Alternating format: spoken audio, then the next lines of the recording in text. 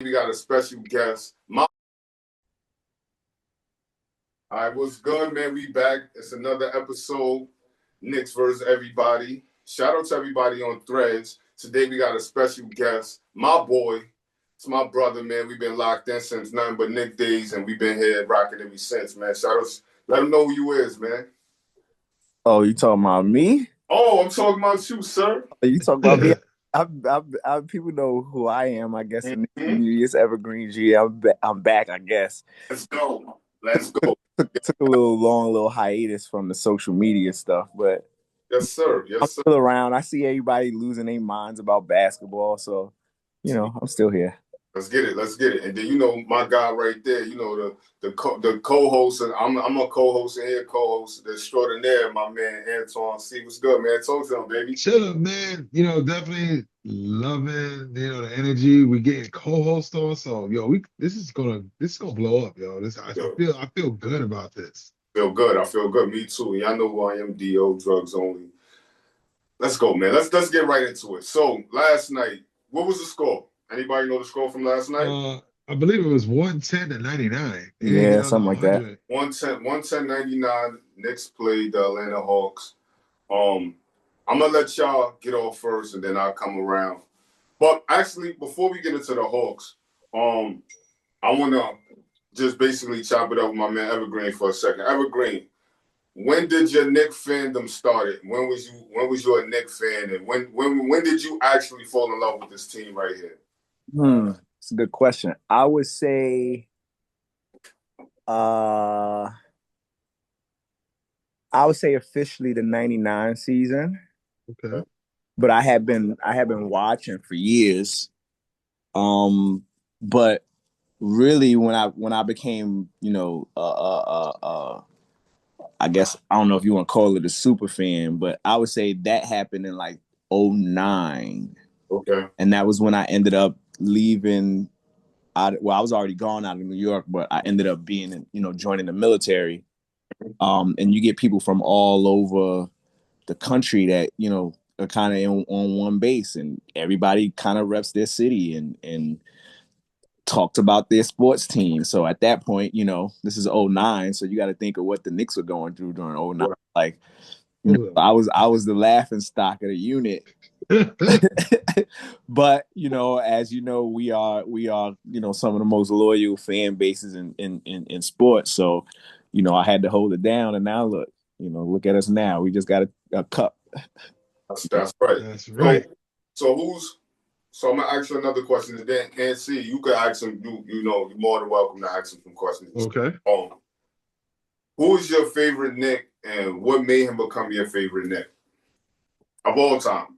Of all time, not just eras, not this era, not, but of all time. Who's your favorite Knick? I have two, and they're unlikely players.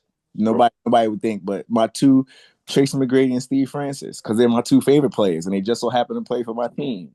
Yo, Okay. that's interesting. Now, That's interesting. Yep. don't That's get me interesting. wrong, like Woo! the tail end of I'm about to their say injury careers and all that stuff. it was Like, past their prime right there. and Yep. it just so happens that both of them were traded for each other at one point from Orlando to Houston. That So is true. ended up making their cycle around to the Knicks. I was a youth. Like, I didn't really know anything about salary cap and injury reports and stuff like that. I really wasn't paying attention to that. I was just happy that my favorite player is on the Knicks, and then my other favorite player is on the Knicks. You know what I mean? But those will always be my two. Outside of them, for obvious tenure reasons and them not staying, um, I don't know. I think that would put me back to just being one of the fans of the team, like anybody's expendable kind of idea. And I kind of still sit with that to this day. I did like RJ a lot, Yeah. and I was, a little frustrated and hurt that he left. But, outside of that, I would say it's just those two, Steve Francis, Tracy McGrady.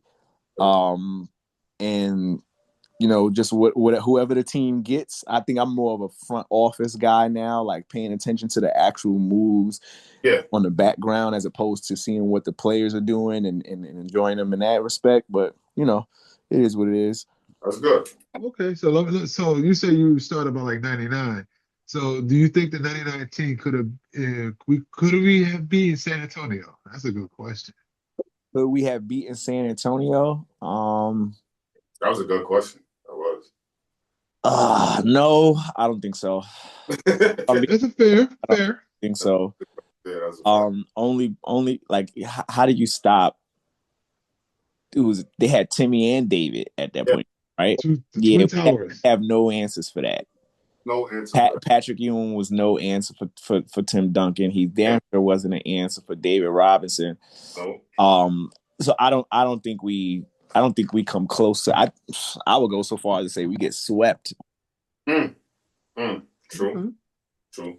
So yeah, nah, we don't win against San Antonio. And that and Okay. and that was I think around that time Tim Duncan was really stepping at his prime too. He And was a rookie. He was a rookie that year. rookie there.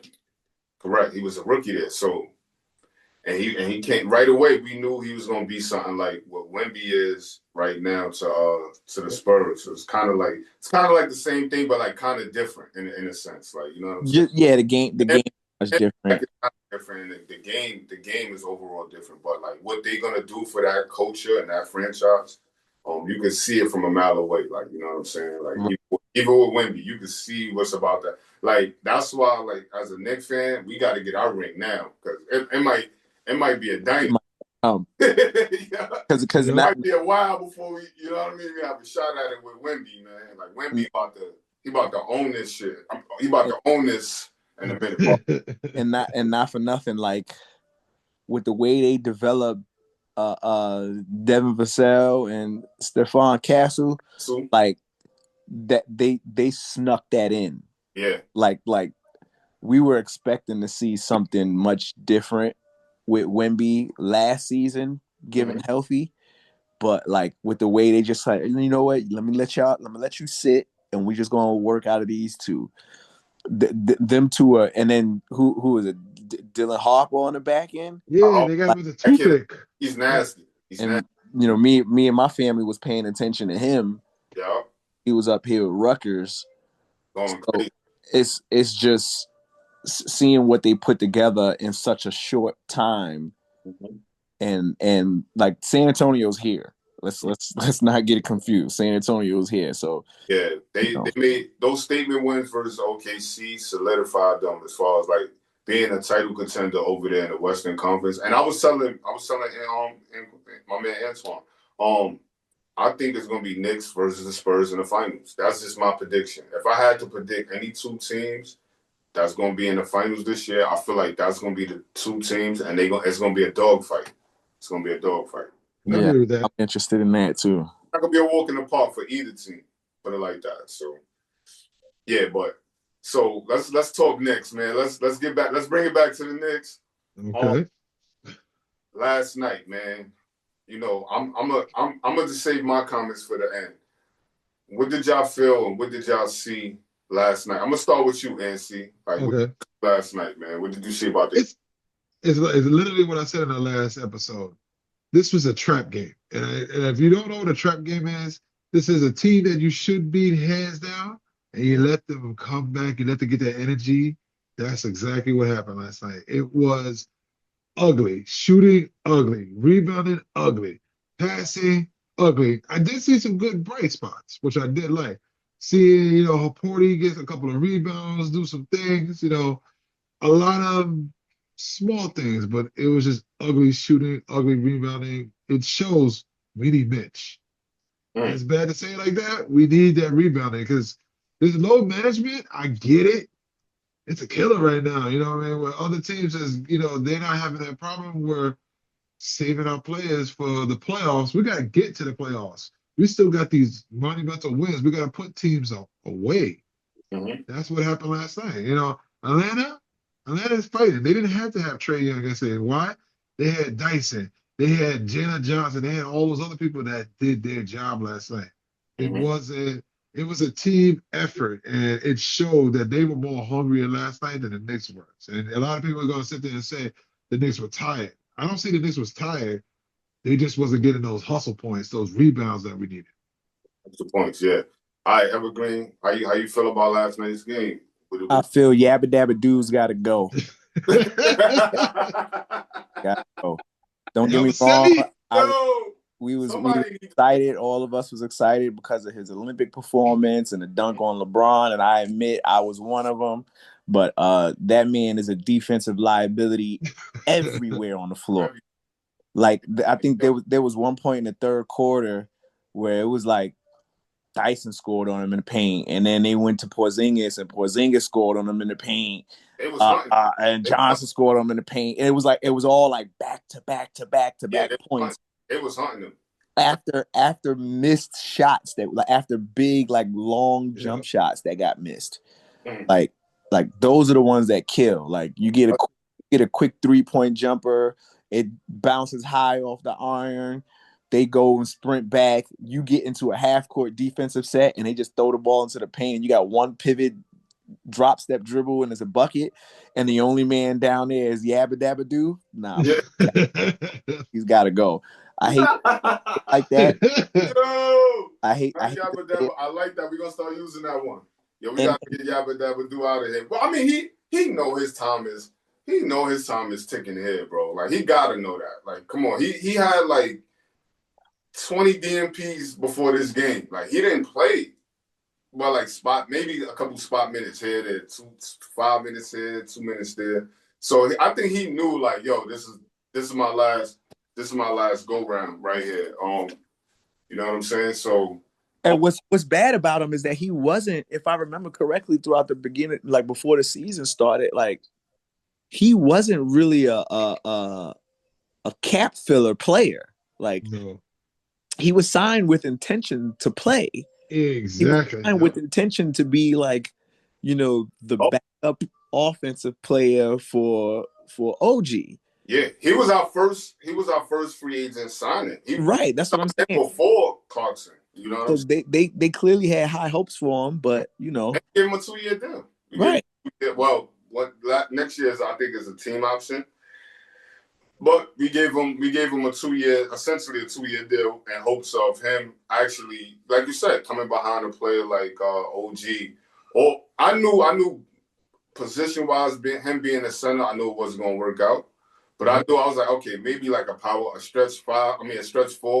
Like, you know what I'm saying? Like coming off the bench, it'll be perfect in a world where if Mitch is gonna be the backup center, like him and Mitch could be out there and he could kind of do some of the things Cat could do. And stretching the floor and stuff like that. But like seeing him play, he just look out of shape. It looks bad for him. It looks real bad for Yabusele right now. He's a player that I'm so mad at him, I just wave him, bro. Damn. Seriously, like it's I just wave him and I would sign a G League player to a 2-way contract. You're not gonna really get much back from him unless you add him to like another player. Like, but that's what I'm saying. I don't want to package him for nothing. Like, I don't. Just let him go. His value is so low. Yeah, it's so like. What do you'd have to? He's a. I'll take a second rounder.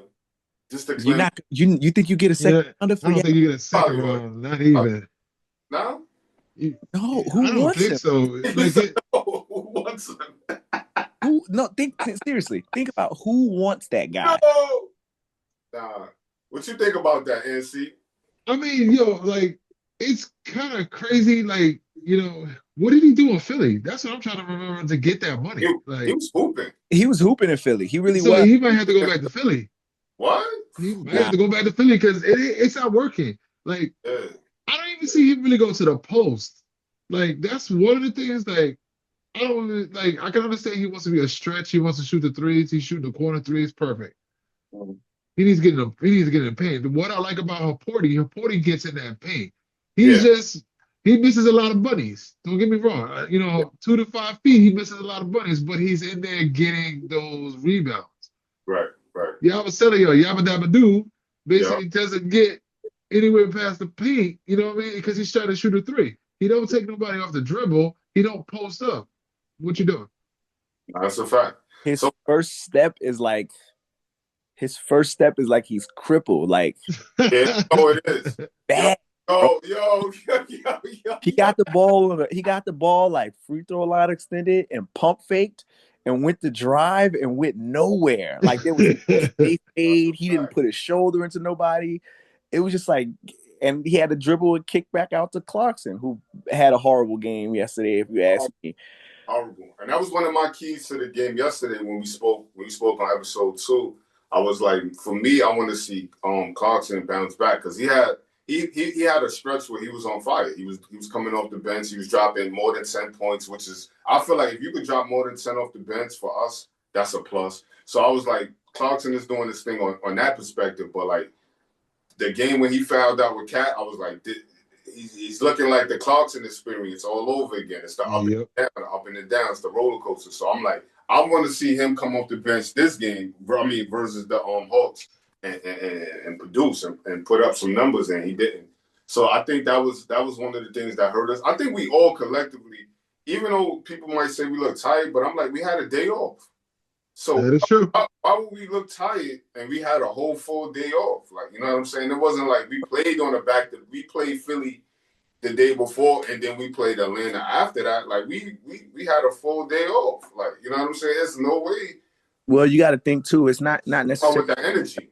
Not just about having a full day off, but like all of our players are now playing out of position. That's true.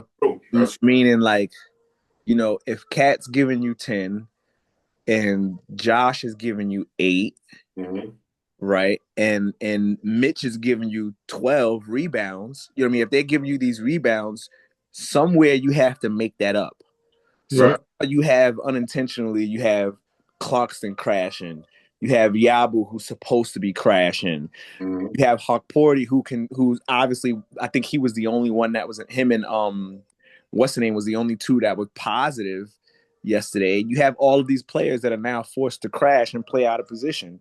There's no kick out threes for wide open jumpers that Mitch is giving everybody. Right. Cat, the same thing, who can create in the paint or create for himself when he's outside. Like, you have all of these guys that are playing out of position. So it's not necessarily that they had a day off and they were tired. It's that they had a day off and were fresh, but now they have to do other things that they normally are not in charge of doing. You know what I mean? Yep.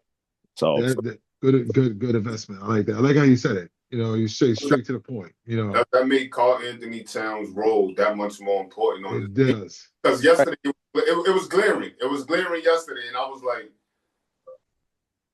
who's the second guy? Like, you know what I'm saying? Like, I wanted to. OG was doing the best he could. Brunson had a terrible game. Let's call it what it is. And yeah, it was bad. It was like Brunson can't have a game like that, and you don't have a secondary guy like Cat that brings that kind of gravity that you're talking about, and he can do all of those things that you're doing. So I feel like Cat, to me, like we were talking on the last part, and see, like his importance on this team is so high. Like he's so high in the pecking order. Like as far as like how far this Knicks team is gonna go. Like, you know what I'm saying? Like he's really up there. Like, you know what I'm saying? Now with that being said, earlier you said this was a trap game. Yes. Because of the way Atlanta came out. But Atlanta was healthy. Like we had a unicorn sighting yesterday. Ooh, yeah, we forgot about that dude. Yeah, I haven't seen that, bro. I haven't heard that name in a long time. We talking about KP? Yeah, that's what I'm saying. I don't really say that name. I don't say that name, but you know, we had a unicorn sighting yesterday.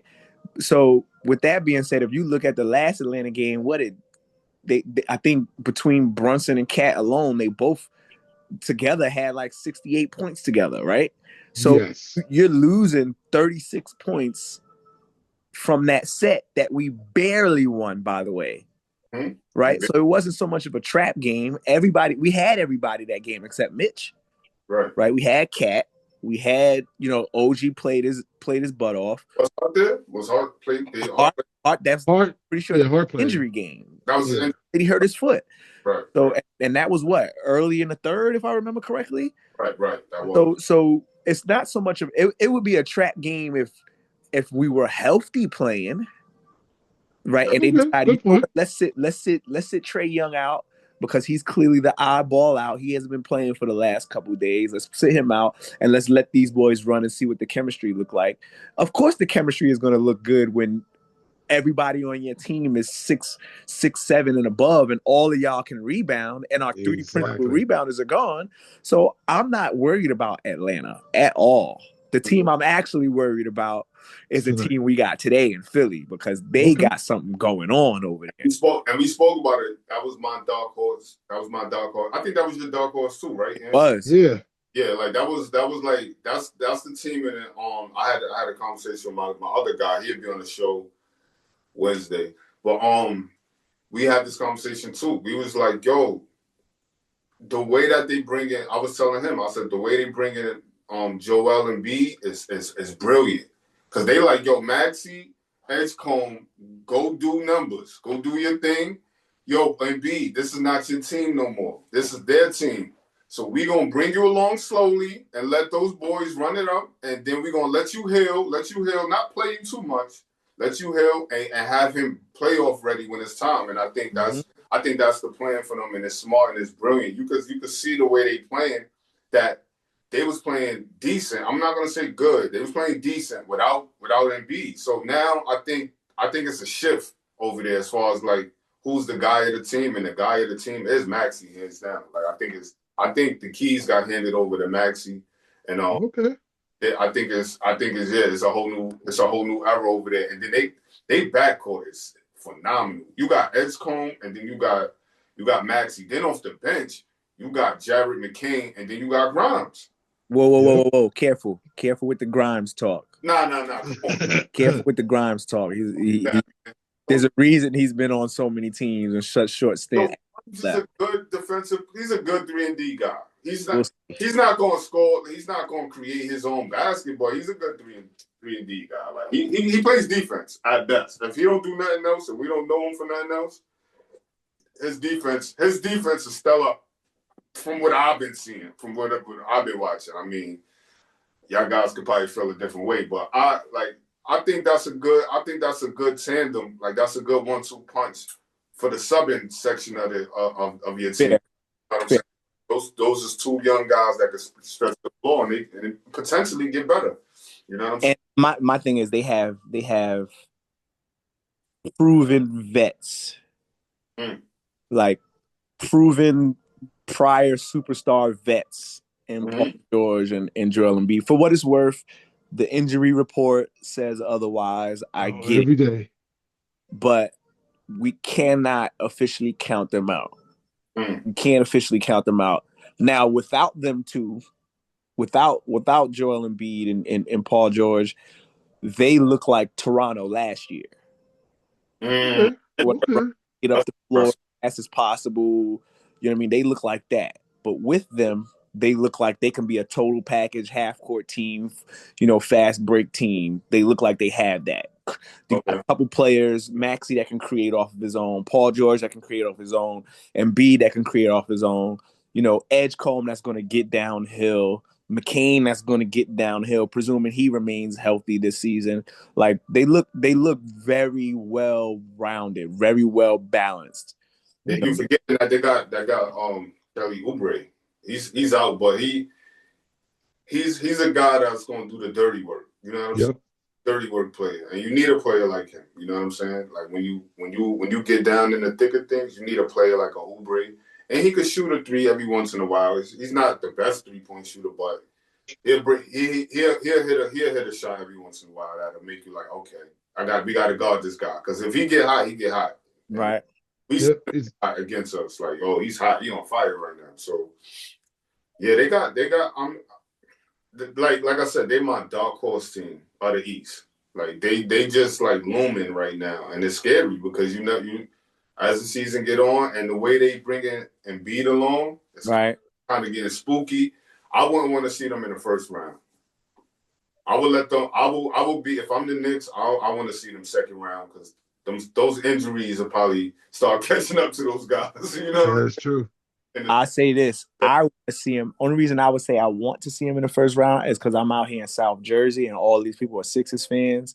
Mm. right? And I need to take into, you know what I Bro, mean? Like I don't want to like let's get them over with. Let's shut them down early. get him out the You know, building. but that's why I want to see that. But you are right. They are a very, dark horsey kind of team. They are, they're definitely the sleeper team in the East. Everybody thinks the sleeper team is either Toronto or Boston, Mm-mm. but in Mhm. reality, it's the Sixers. Like it's the Sixers, barring health, obviously, but it's the Sixers. What you think about that, NC? How you feeling? I feel like yeah, like I agree with the Philly, Philly reference. Philly, they always gonna talk their stuff. We're gonna see tonight what the Knicks can do. But Philly's always been that team that always, for one season, they're the hottest, things smoking. Then they have a season like last year where they basically was one of the worst teams. That's how they got at VJ Edgecombe. You know what I mean? They've always got the one year they're good, the next year they fall off, and they always got great players out of it. That's how they got Embiid. They had the worst season ever to get Embiid. And that's the kind of role they play. But can we say they be a team like I'm still gonna say Indiana. I'm gonna take what you said. You say Indiana. Indiana is sneaky. And it's not about they don't have a Halliburton. I don't care, you know what I mean? It's Neesmith. Neesmith gets on my nerves because Mm-hmm. he is the I would say he's like the antagonist of Jalen Brunson. He wants to antagonize Jalen Brunson. He wants to be that person that gets under his skin. I can score 20 points, but I can make Jalen Brunson's life hell for the rest Yeah. of this game. Oh, but That's the person I'm worried about. we ain't got to worry about them for a long time. They ain't making no playoffs this year. They like 4-26 or whatever they think. They, Well, just, they ain't well, making play-in playoffs or nothing this year. It's over well, for think about it. But that's what I'm saying. Think them. about how Philly did it. Like they That, had a bad season. Now they get yeah, Halliburton back. They keep Spicy P. Now that's they get another player to go on there. See, you see how like it's shaped it up. Like you need to have every team needs to have that bad season. Like as a Nick fan, we've had bad seasons, but we never kept our good enough draft picks. That's where it's like Philly has done that. They got Maxey that way. They got Edgecombe that way. They got Embiid that way. That's what you have to do. You know, that's why I said it's going to be a hard thing. Yeah, it may not be this year, but let's like worry about next year. You know what I mean? When certain players come back. Same thing with Boston. Boston can take for the rest of the year if they wanted to, but they still got Brown. They still got Tatum coming back, and then they could get another piece from the draft. a fact. Yeah, but I think when it comes to the Boston look, like they're not, as far as drafting is concerned, they're not built because of the position they're at. Like they would actually need to tank to get a higher draft pick. Yeah. But because they're doing so well in the fifth place, they look like they're in basketball purgatory until they get Jason Tatum back. They in third place. They're in third right They're now. in third place, yeah. Yeah, that's what I'm saying. They're Yeah. they're they're they're Right behind. They like 2 games behind us. yeah, that spot for them is not good as far as like what they want to build for next year because they still need a big. Yeah. They still But they always got a big. What happened to Taco? What happened to Taco last year? Taco was there. They let him Taco go. was Then I got this last this year. other dude. Taco been out the league for like a couple years. Oh, my bad. Taco gone. Nah, Nah, they been gone. They got they moved on from KP. yeah. KP is in Atlanta now, and then they moved off from Al Horford. Al Horford, yeah.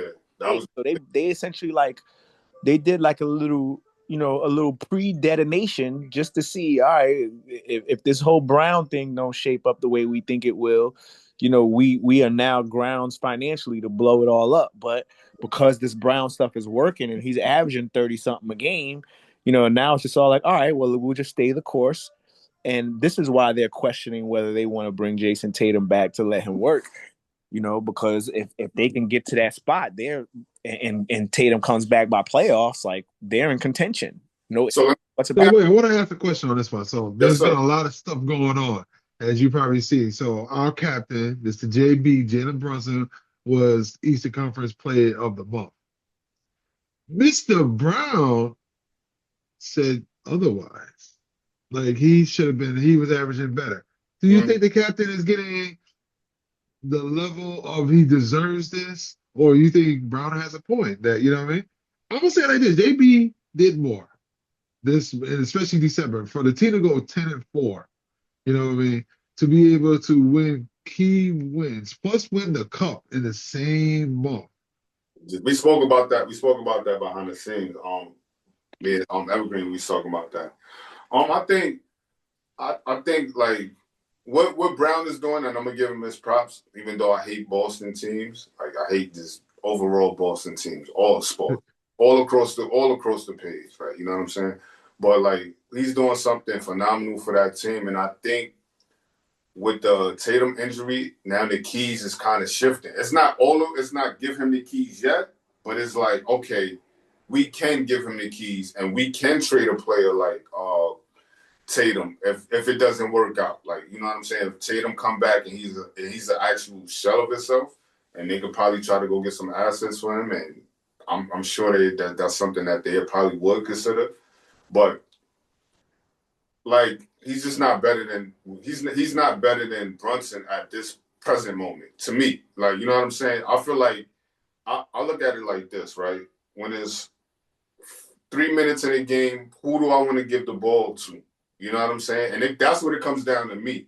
And we saw time after time, all of these last couple wins that we had, they was like get it out the mud wins. Like, you know what I'm saying? Like where we had to give Brunson the ball or like somebody, you know, to make it happen. But Brunson was primarily the guy with the ball in his hand, and he was going to work. I think he's going to win Clutch Player of the Year again. Like you gotta, the offense tells you, the numbers tell you, everything tells you that Brunson is the person that you want with the ball when it's time to go win a game or something like that. And no matter what teams do, I've seen teams throw different schemes at him, doubles at him, put their tallest defender. Brunson is so crafty and he's smart. He's so strategic on the floor that he's going to go get that bucket. You know what I'm saying? And he proved that time after time again. So I feel like Brown, what he's doing for Boston is amazing with no Tatum and basically no supporting cast besides Derek White. But Brunson is just on another level right now. You know what I'm saying? That's like watching like a mini Michael Jordan out there or Kobe. You know what I'm saying? Like that's like the true definition of the Mamba mentality. Like, you know what I'm saying? When you see the Mamba mentality go through eras, I'm looking at Jalen Brunson and I'm like, yo, I'm glad he on my team, man. That's true. I would be stressed watching him kill me. Like this 6-foot guy just come down the court and kill us. I would be stressed. So and I was on record, you know, way back when saying, nah, I don't want no small guards. Yeah, he was. Yeah, I was on record. I still don't like small guards as a as a coach, coming from a coach's perspective. Like I can't stand small guards, but with the way that Brunson knows how to, like, if y'all pay attention to how he attacks the defender's front foot, whether it's on or off a screen, like it's so smart. You can tell he's attacking the front foot, but he's not even looking at the defender in front of him. He's looking at the two defenders behind. And when you pay attention to that, it's like Brown doesn't have that. Brown just he's dealing with athleticism, right, and scoring prowess, but not how do I get to my spots when defenses are targeting me. He don't have that. How you feel about that? NC? No, I'd agree. 100%. You guys both say exactly what I would have thought. I think Brown, he says he's ready, but I don't feel like you say, I don't think he's ready to take the keys. Remember, he was there a year before Tatum was there, and the team didn't do as well. So it's like, and Tatum has been injured, or he has some big injuries, still to get the team. He needs. I think you know what it is. I think he needs some humbling right now because he's too much in the hoopla. He should be MVP. He should do this. You won a championship. Take that. You know what I mean? That's a hard thing. And I will sit there and say, you and Tatum did that team, but you guys really roller coastered the whole league in that playoffs. There was nobody else that was better than you. You got your ring. Humble yourself right now. You know what I mean? Because I don't see an MVP coming out of Boston unless it was Jason Tatum, because Jason Tatum was the clutch person for that team. And it still is probably going to be the 2-minute, in a 2-minute report or the 2 minutes, he's going to shoot the ball. Brown ran away. He ran like a scared little cat. He didn't want the ball. You Yeah, know, so that's true. that's just being honest. Like I've seen from what I'm seeing, he doesn't want the ball in 2 minutes. Nah, Jalen that. Brunson wants that ball. But you Mhm. know what I mean? If my player says, "Yo, coach, just give me the ball, get out the way, I'll do everything else," that's what Jalen Brunson's been doing. That's a fact. Brown runs. You know what I mean? Derek White has taken more big shots. KP took more big shots. Mhm. Yeah. That's just being honest. Yeah, yeah. I mean, it's gonna be interesting. And those guys, I know they want to see us again in the playoffs, and I kind of want to see them again in the playoffs too. I want to send them packing another year. You know what I'm saying? Just to let them know, just to send a statement over there, like the Knicks are here and we serious. Like you know what I'm saying? But let's. I like that you brought that up. That was a good thing. I'm gonna ask Evergreen this: do you feel like Mike Brown should be in consideration of Coach of the Year? He just was nominated for Coach of the Month and for the Eastern Conference yesterday, actually. Brunson, I'm gonna jump back over there. Brunson was Player of the Month for the Eastern Conference. Salute to both of those guys.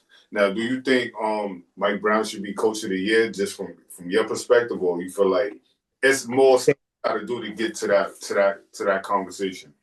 I would say if and only if he can keep the bench players doing what they're doing on rotation. Like right now, it looks really hard because we got three starters out, so the benches is playing, and we it's hard to see if we can get a player to pop in their natural role coming off the bench. Like now, you got bench players starting, right? Hmm? So if you can get one of these players to continue to pop while the rest of the team is healthy, then yes.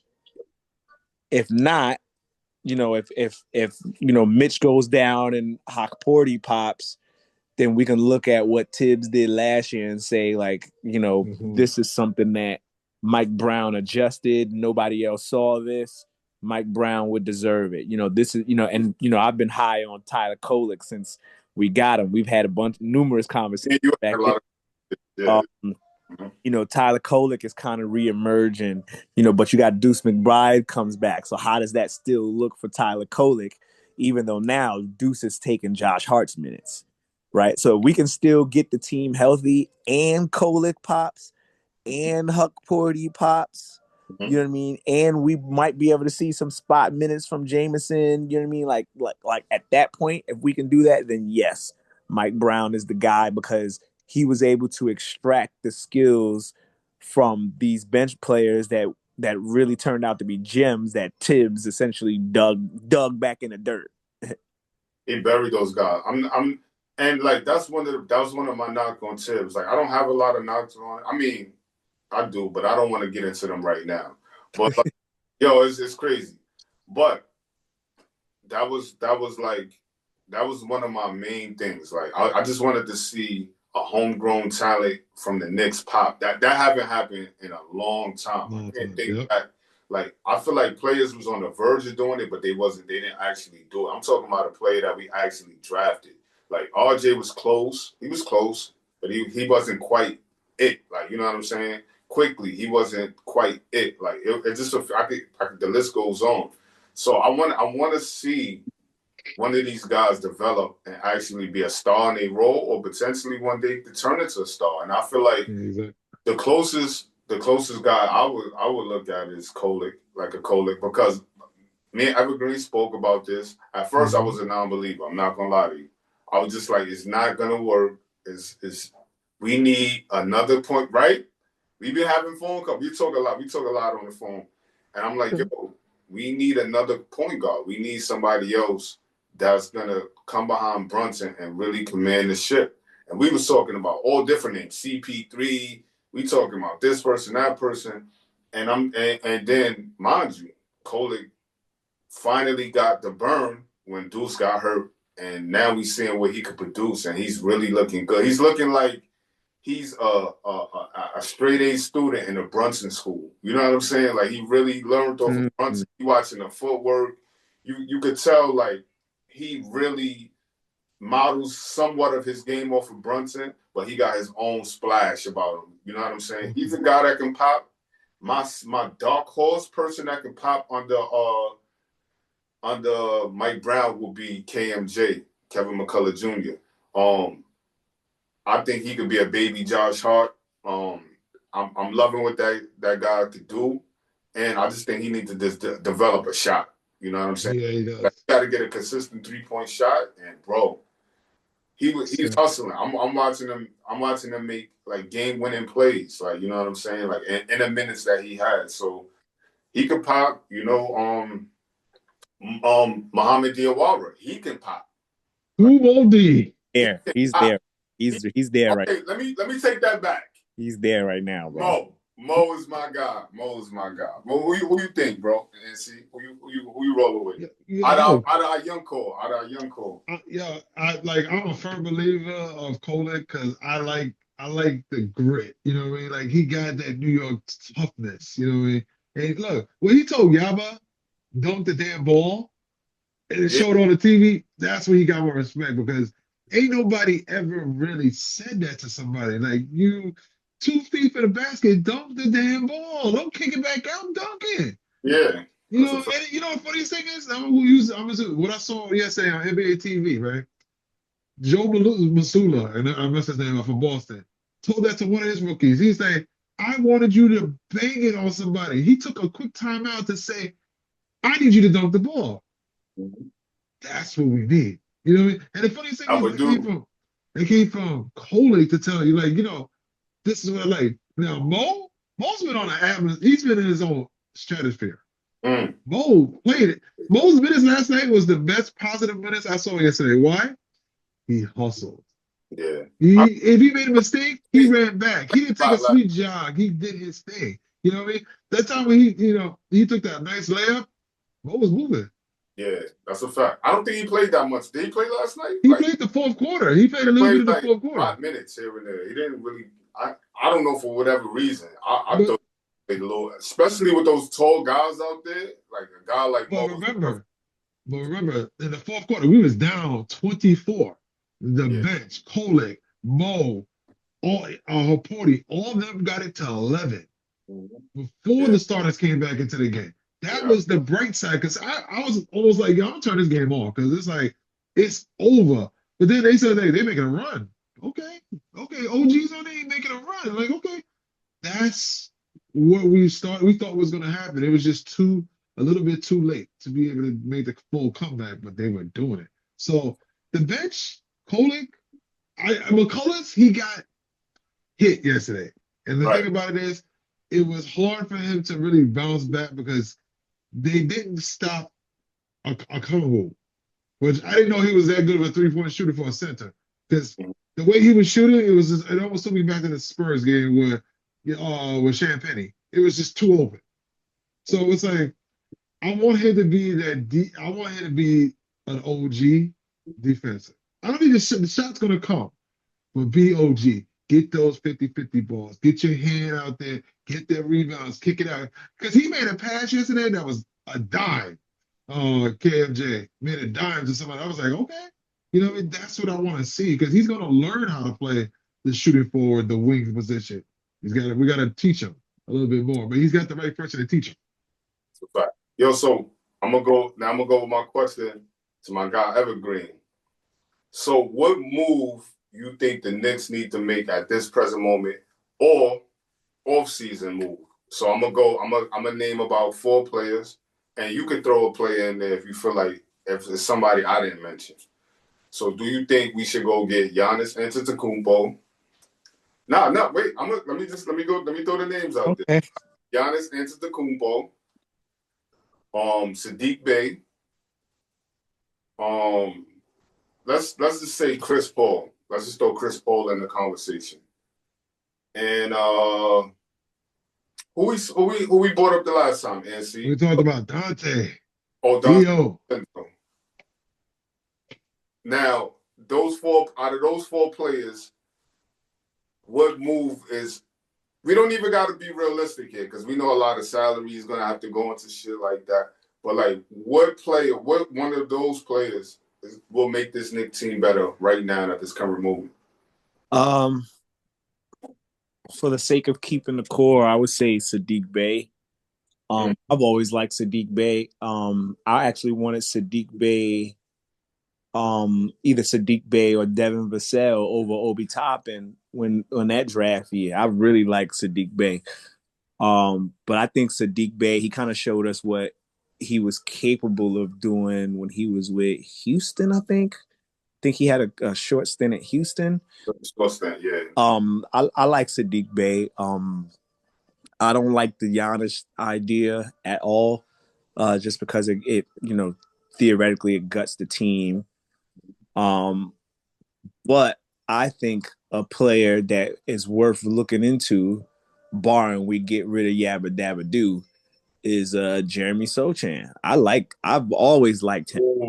Jeremy Sochan, you got to remember, like from the Spurs, right? Antonio, yeah, Jeremy Sochan at one point in time, he was a 6'9" point guard.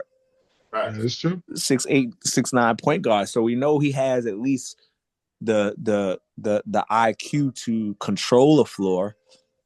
But we also know he can't shoot worth a damn. Right. It's also he's true. He's like a Dollar Tree Ben Simmons, if you will. Like Dennis, I think Dennis Rodman with the hair. I always think about him with the hair. Yeah, so I think he's lengthy on the defensive end. You know what I mean? I like Jeremy Sochan. People have been talking about him. You see a lot of people talking about him on social media now, but I've kind of been up on him a little bit for the past few years. I wonder why he's out the rotation. Is that because like when I was watching him play, when the 2 times we played the Spurs, and then a couple games I've seen of the Spurs, I was like, why is he not getting any minutes? It's Keldon Johnson. Keldon Johnson took his minutes away from him. There you go. They both play the same position, but Keldon Johnson's more energy and has a better shot than what Jeremy has. That's why he's been really, he got like the most, I think on the team he has the second to most DMPs because I would play him honestly over no disrespect, but Harrison, I like Harrison Barnes, but like if we go on foot, like they movement is like a full-blown youth movement minus Harrison Barnes, right? He's probably the oldest player. He's 33 years old. He's the oldest player. And Fox, you know what I mean? Fox and Luke Cornett, you know what I'm saying? So now look at what you just named, right? Yep. And look at what you just named. He was playing point guard. They have starting point guard in De'Aaron Fox. Yep. You got Harper that can play the point guard, but he's kind of playing spot minutes.